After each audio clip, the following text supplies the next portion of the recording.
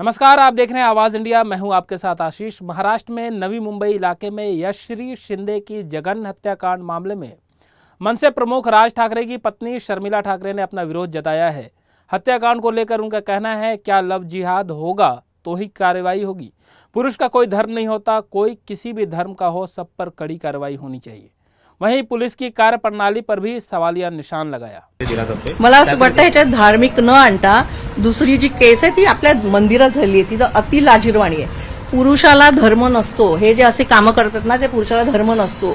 त्याच्यामुळे धर्मनिरपेक्ष जो कोण पुरुष करतोय त्याला तात्काळ शिक्षा झाली पाहिजे, तो कुठच्याही धर्मात असो। असं काही नाहीये की लव जिहाद केलं म्हणून त्याला मारायचं आणि मंदिरांनी पुजाऱ्यांनी केलं म्हणून त्याला सोडायचं।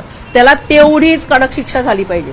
पोलीस जर स्ट्रॉंग ऍक्शन घेतलं तर गृहमंत्र्यांपर्यंत जायची गरजच नाहीये। मला असं वाटतं पोलिसांची नेमणूक किंवा त्यांची हे त्यांना त्यांच्याच हातात असते संरक्षण। सरकारने त्यांना दिलेलं असतं की महाराष्ट्रातल्या लोकांचं संरक्षण करायची जबाबदारी ही पोलिसांची असते। पोलिसांनी नाही केलं तर मग गृहमंत्र्यांनी लक्ष घालायला पाहिजे, पण पोलिसांनीच का करू नये ह्याच्यावरती माझा प्रश्न आहे। अंजनी कुमार मिश्रा की रिपोर्ट, आवाज इंडिया, मुंबई।